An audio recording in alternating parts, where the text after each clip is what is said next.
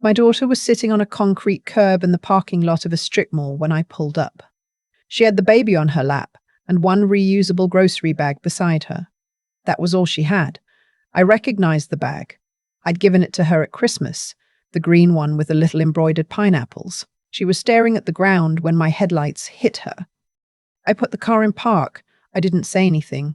I got out, walked around to her side, and lifted my granddaughter out of her arms first. The baby was awake, just blinking up at me with those dark eyes she got from her daddy's side, the one decent thing he contributed to this world.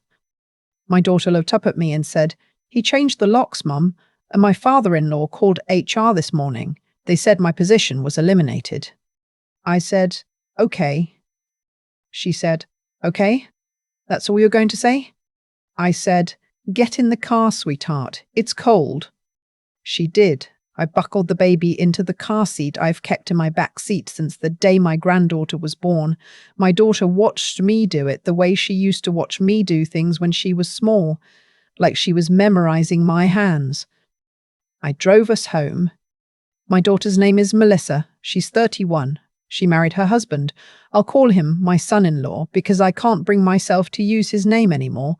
3 years ago, at a venue outside of Knoxville, I wore a blue dress. I smiled the whole day. I danced at the reception. I genuinely believed at the time that I was watching my daughter step into a life she had chosen and that she had chosen well. I was wrong about that, but I didn't know it yet. My son-in-law came from a family that ran a chain of physical therapy clinics. His father, I'll call him my former father-in-law, though even that gives him too much dignity, had built 3 locations over about 20 years. They were successful. They had a good reputation in the area. When my daughter started dating my son-in-law, he talked about those clinics like they were a dynasty, like he was a prince. My daughter is a licensed physical therapist herself. She went to school for 6 years, worked her internship hours, passed her boards on the first try. When she and my son-in-law got engaged, his father offered her a position at the flagship location. She was grateful. She worked hard. She was good at her job by every measure. What she didn't know, what none of us talked about because it had never seemed to matter, was something about the building those clinics sat in. I'll come back to that. The night I picked her up from the curb, we sat at my kitchen table until almost 2 in the morning. The baby slept in the portable crib I'd set up in the spare room 2 weeks after Melissa's wedding, because I believe in being prepared. Melissa wrapped both hands around a mug of chamomile and told me everything. Her father-in-law had called her into his office that morning and told her the position was being restructured. No warning, no severance paperwork at the meeting, just a verbal termination and a security escort to her car. Her work badge was taken at the front desk. Her email access was cut before she reached the parking lot. She'd called my son-in-law from the car. He didn't answer. She called again. He answered on the 3rd call and told her very calmly that he thought it was best if she stayed somewhere else for a while, that they needed space, that the situation had become complicated. She asked him what situation. He said she knew what he meant. She did not know what he meant. She did not know what he meant. She drove to the strip mall and sat on the curb and called me. I asked her if she had any idea what had triggered this. She shook her head slowly. "Did you and your son-in-law have a fight recently? Any disagreement with his father?" "No," she said. "Nothing. Everything seemed fine. I was at work yesterday. Everything was normal." "Has anyone mentioned money, credit, any accounts you didn't recognize?" She set down her mug. "Why would you ask that?" I said, "I'm going to make some calls tomorrow." I should explain something about myself. I'm 63 years old. I spent 31 years working in commercial real estate, not selling houses, but managing and brokering commercial leases, strip malls, office parks, medical complexes. I know how those agreements work. I know what the fine print says and what it doesn't say. I know who holds leverage and who only thinks they do. When my daughter married into that family, I did what any mother in my position would do. I looked into them, not obsessively, just carefully. The way you check the weather before you drive through the mountains. What I found back then, I filed away. I didn't bring it up because it didn't seem relevant. They were good to my daughter at the time. The business appeared stable. I had no reason to pull that file out of the drawer. Until now. The next morning, after Melissa fed the baby and I made eggs we barely touched, I went into my home office and opened my filing cabinet, third drawer, a folder I'd labelled with the clinic's name and a date from 4 years prior. Inside was the lease documentation I'd obtained through public records when I was doing my due diligence on that family before the wedding, standard practice for me, second nature. The flagship clinic location, the one Melissa had worked in, the one my former father-in-law called his crown jewel, sat in a medical office complex that had been sold 8 years earlier. The building had changed hands twice before that sale. The second time it changed hands, the buyer was a holding company. I looked at the name of that holding company for a long moment. Then I picked up the phone and called my attorney. My attorney is a woman I've worked with for 15 years. She's methodical and she doesn't panic. She also doesn't waste words, which I appreciate. I told her what had happened. I told her what I had in the folder. I asked her to verify the current state of the lease on the flagship location. She called me back in 4 hours. The lease was still in effect. The terms were original, 5-year renewable, with standard commercial clauses. The tenant of record was the physical therapy practice, operating under my former father-in-law's business name. The landlord of record was the holding company. The holding company was mine. I had purchased it as part of a larger portfolio acquisition 7 years ago, before Melissa and my son-in-law had even started dating. I had not thought about that particular property in years. I had a management company that handled the day-to-day. The rent came in every month. I barely looked at it anymore. My former father-in-law had been operating inside my building for 7 years and had no idea. Neither, frankly, had I, not in any active sense, but I knew it now. My attorney asked me what I wanted to do. I said I wanted to understand the full picture first. I told her about Melissa's abrupt termination, the changed locks, the possibility that something financial was involved. I asked her to pull the credit activity on Melissa's accounts as gently as possible. Melissa had given me limited power of attorney for financial matters when the baby was born, just a precaution. What came back took 2 days to compile. When my attorney called to walk me through it, she paused before she started talking. That pause told me I was bad. Someone had opened 3 credit cards in Melissa's name in the 18 months before her termination. All 3 had been maxed out. The billing addresses were an office suite connected to the clinic. The primary authorized user on 2 of them was listed as a business account, my former father-in-law's practice management company. Melissa had not opened those accounts. She hadn't known they existed. My attorney used the phrase identity-based credit fraud and told me we needed to report it. I agreed. I also asked her to prepare a separate letter.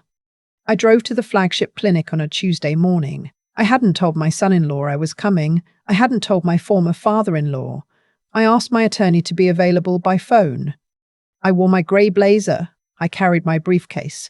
The real one, worn leather, the one I've had since the 90s. I walked in the front door and told the receptionist I was there to see the practice owner on a property matter. She looked uncertain. I smiled pleasantly and said I was happy to wait. I waited 11 minutes. My former father-in-law came out to the lobby looking like a man who expected a routine conversation. He was in his late 60s, silver-haired, the kind of man who had been told he was impressive for so long that he had stopped questioning it. He extended his hand. I shook it. I said, "I think we should speak privately." We went to his office. He sat behind his desk. I sat across from him and set my briefcase on my lap. He started to say something about Melissa's position, something about restructuring, something about how these decisions were never personal. I said, "I'm not here about her position." He stopped.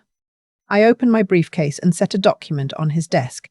It was a copy of the lease agreement, with the landlord information highlighted. I said, "I believe you've been a tenant of mine for 7 years." He looked at the document. He looked at me. He looked back at the document. I watched the moment he understood. It moved across his face slowly, like weather coming in. He said, "That's not possible." I said, "I have the full ownership chain here if you'd like to review it. My attorney is available by phone if you have questions about the documentation." He was quiet for a long time. I let him be quiet. I've learned that silence is a tool, and most people don't know how to use it. Finally, he said, "What do you want?" What I wanted was straightforward. I wanted the fraudulent credit accounts reported to the authorities, with his full cooperation. I wanted documentation showing Melissa's termination had been improper, for her own records and for any future licensing or employment questions. I wanted the locks changed back, or rather, I wanted my son-in-law out and the marital home accessible to Melissa, since I'd looked at the mortgage paperwork and her name was on it too. And I wanted my former father-in-law to know clearly and without ambiguity that his lease renewal was coming up in 4 months. I wasn't threatening him. I want to be clear about that. I was informing him. There is a difference. He said he needed time to speak with his son. I said, "Of course, I'll give you until Friday." I picked up my briefcase. I walked out through the lobby. The receptionist looked up as I passed. I smiled at her the same way I'd smiled when I came in. I did not tell Melissa what I was doing. Not all of it. Not yet. I told her I was handling some things. I told her she didn't need to worry about the house, that she had rights there and we were going to enforce them. I told her to rest, to take care of the baby, to let me handle the edges for a little while. She said, "Mom, you don't have to." I said, "I know I don't have to. I want to." She didn't push back after that. My son-in-law called me on Wednesday. I hadn't expected him to be the one to call. I'd expected his father. But he called, and I answered, and he was very different than he'd been in the years I'd known him. Quieter, less certain. He said his father had explained the situation. I said, "I'm glad." He said he was sorry. He said things had gotten out of hand. He said there were pressures I didn't understand. I said, "Your wife was sitting on a concrete curb with a baby in a grocery bag. I understand everything I need to understand." He didn't say anything to that. I said, "You're going to need to talk to Melissa, not to me. She's who matters here." The credit fraud report was filed with the FTC and the local police department. My attorney coordinated with Melissa's and made sure the documentation was clean. My former father-in-law cooperated, not because he was a good man, but because he understood his options. 3 credit card companies were notified. The accounts were flagged. The process was slow, the way these things always are. But it was in motion. The lease on the flagship location came up for renewal 4 months later. I renewed it. I'm a businesswoman, not a villain. The practice continued to operate, but the terms were updated, and my name was no longer invisible in the paperwork. My former father-in-law knew exactly who his landlord was from that day forward. Melissa filed for divorce in the spring. It was not a fast process, and it was not a painless one, but it was hers. She made the decisions. I helped with the paperwork when she asked, and I kept my opinions to myself when she didn't ask. She moved back into the house. My son-in-law moved out. He went to stay with his parents, which I imagine was its own form of consequence. My granddaughter started pulling herself up to standing around that time. She'd grab onto the coffee table and look at me with this expression of pure concentration, like she was solving something important, like she was not going to let gravity win. I watched her from the couch every chance I got.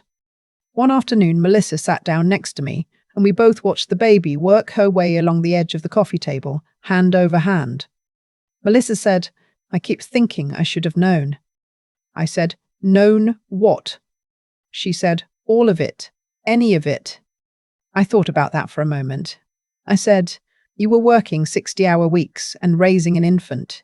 You weren't in the business of looking for betrayal. That's not a flaw. That's just who you are." She leaned her head on my shoulder. I said, "You know now, that's the part that counts." My daughter is in a nurse practitioner program. She drives 40 minutes each way, twice a week for the in-person components. She does the online coursework after the baby is asleep. I watch my granddaughter on those evenings, which I don't consider a sacrifice by any measure. I consider it one of the better uses of my time. She asked me once, after everything had settled, why I'd never told her about the building, about the property, why I hadn't mentioned it during the marriage. I said, "Because it wasn't relevant then. You were happy. The situation was fine. What kind of mother leads with, 'By the way, I own the building your in-laws work in'?" She laughed at that, a real laugh, not a polite one. I said, I didn't buy that property because of your marriage. I bought it because the numbers made sense. The connection only became relevant when people decided to act badly." She was quiet for a moment. Then she said, "Do you think he knew? My son-in-law, do you think he knew about the credit cards?" I said, "I don't know. I genuinely don't know." She nodded. "I think she's still deciding how much she wants to know. There's a thing that happens when you get older that I don't think anyone warns you about adequately. You start to see the shape of situations before they fully form. Not because you're psychic, because you've watched enough situations form and collapse and form again that the early patterns become readable, like learning to read weather from clouds after enough years of watching the sky. I didn't rescue my daughter because I'm clever. I rescued her because I had information and I wasn't afraid to use it. And because I was paying attention. That's the whole of it. She doesn't need rescuing anymore. She didn't need it for long. She needed a curb to get picked up from, and then she needed someone to hold the edges while she sorted out her own situation. That's usually all any of us need, someone who shows up. My granddaughter took her first steps on a Thursday in late October, right there in my living room. She went from the coffee table to the armchair, 4 steps, maybe 5, before she sat down hard and looked up at us both with an expression that can only be described as satisfied. My daughter cheered. I cheered. The baby looked at us like we were slightly overdoing it. I thought about roots then, how they grow in directions you can't always see, how the tree doesn't know everything the roots are doing, but it's held up just the same. I clapped for my granddaughter, and she clapped back, mimicking me, and the 3 of us sat there in the living room in the late afternoon light, and it was enough. It was more than enough. I've thought a lot about what actually happened in that strip mall parking lot, not the logistics of it. I've replayed those enough. I mean, what was underneath it? What allowed any of it to happen at all, on every side? My former son-in-law and his father believed that confidence was the same thing as competence. They had run that practice for years, presenting themselves as men who owned something, who understood something, who had built something worth protecting. And maybe they had, in certain ways, but somewhere along the line, they confused the appearance of power with the real thing. They stopped checking. They stopped asking questions. They assumed the floor would hold because it always had, without once looking to see who was pouring the concrete. That's not a small mistake. That's a failure of character dressed up as success. What I've come to believe, after 63 years of watching how things actually unfold, is that the people who end up with nothing, not money, not respect, not relationships worth keeping, are almost never the people who worked hard and got unlucky. They're the ones who decided at some point that they no longer needed to be honest. With others, yes, but more importantly with themselves. My former father-in-law had been lying to himself for years about what he had actually built and what he actually dealt and what he actually deserved. The credit fraud wasn't an isolated decision. It was the logical end of a long habit of taking what wasn't his and calling it his, too. Melissa is not like that. She never has been. She went to school, did the work, passed her boards, showed up every shift, cared for her patients, cared for her child. When everything fell apart around her, she sat on a curb and called her mother. She didn't scheme. She didn't lie. She just needed someone to come get her, and then she got back up. That's what I want people to understand when I tell this story. The thing that protected Melissa, ultimately, structurally, wasn't luck. It was the life she had built with integrity intact. Her name was on that mortgage because she had earned her share of it honestly. Her license was clean because she had never cut corners. When the fraud came to light, there was nothing on her record to complicate the picture. The truth held up because she had been telling it all along. And the thing that allowed me to walk into that office and set a document on that desk, that came from 30 years of doing my job carefully, honestly, and with enough patience to let the paperwork speak for itself. I didn't raise my voice. I didn't threaten. I didn't need to. The facts were sufficient because I had spent decades making sure the facts were always in order. My granddaughter is going to grow up watching her mother finish school, build a new career, and make decisions from a position of self-respect. She's going to watch her grandmother still working, still learning the landscape, still paying attention. Those are the things I hope stay with her. Not the drama of what happened, but the quiet steadiness of what came after. You can inherit money. You can inherit connections, reputation, even property. But the only things that actually hold up under pressure are the ones you built yourself. The discipline to keep going when it's hard, the honesty to see a situation clearly, the decency to treat people the way they deserve to be treated. Everything else is rented, whether you know it or not. My former father-in-law learned that the hard way. I hope Melissa never has to.